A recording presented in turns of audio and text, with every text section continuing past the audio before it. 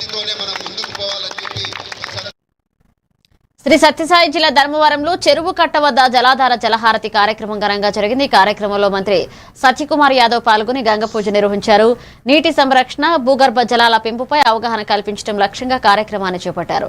మంత్రి మాట్లాడుతూ చెరువులు, కాలువల పునరుద్ధరణకు ప్రజలు భాగస్వామ్యం అవసరమన్నారు. రాష్ట్ర వ్యాప్తంగా జలాధార కార్యక్రమాన్ని విస్తరిస్తామని తెలిపారు. ఇక ధర్మవరం పరిధిలోని చెరువుల అభివృద్ధికి చర్యలు తీసుకుంటామని హామీ ఇచ్చారు. మరి అద్భుతమైన ఐడియా ఉన్నప్పుడు ముందు వారు చెప్పాలా, రోజుకు మాట మారుస్తా ఉన్నారు. అమరావతి రాజధాని దీనికి మేము తీర్మానం చేశామన్నారు ఎన్నికలకు ముందు. చేసిన తర్వాత ఇక్కడే ఇల్లు కట్టుకున్నాం, అమరావతి రాజధాని శాశ్వత రాజధానిగా ఉంటుందని చెప్పారు.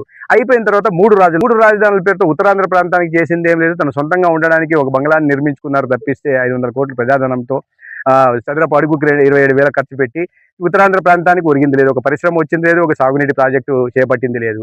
ఇంకా రాయలసీమ ప్రాంతానికి వస్తే ప్రధానంగా వారు చెప్పిన జ్యుడిషియల్ క్యాపిటల్ ఉన్నారు. జ్యుడిషియల్ క్యాపిటల్ కి కావాల్సిన ప్రతిపాదనలు మీరు ఏమన్నా హైకోర్టు తరలింపు కానీ గుంటూరు నుంచి లేదా బెంచ్ కానీ ప్రతిపాదన ఏమైనా పంపించారా కేంద్ర ప్రభుత్వానికి కానీ, హైకోర్టుకు కానీ, సీజేకి కానీ, గవర్నమెంట్ ఆఫ్ ఇండియాకి కానీ ప్రతిపాదన కూడా పంపలేదు. కాబట్టి ఆయన అప్పుడు చెప్పిందంతా మోసం, అన్యాయం అనేది మనకు అర్థమవుతా ఉంది.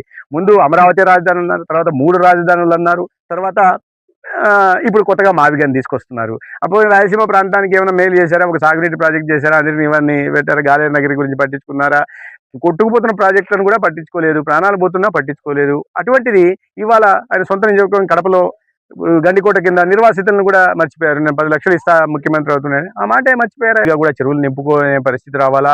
కరువు కాటకాలతో అల్లాడిపోయే ధర్మవరం సత్యసాయి జిల్లా, ప్రధానంగా ధర్మవరం నియోజకవర్గంలో కూడా ఆ పరిస్థితులు పూరించకుండా రైతన్నలకు అండగా ఉండాలా, వ్యవసాయానికి ఊతం ఇవ్వాలనే ఉద్దేశంతో ఈ కార్యక్రమాన్ని చేపట్టడం జరిగింది. 6వ తేదీ మొదలుపెట్టిన కార్యక్రమంలో ఆ రోజు నేను ఎన్నికల కారణంగా కేరళలో ఉన్నందువల్ల ఇవాళ ఈ కార్యక్రమంలో పాల్గొనడం జరిగింది. 100 రోజుల జరుగుతున్న ఈ కార్యక్రమంలో అందరం కలిసి భూగర్భ జలాలను పెంచాలని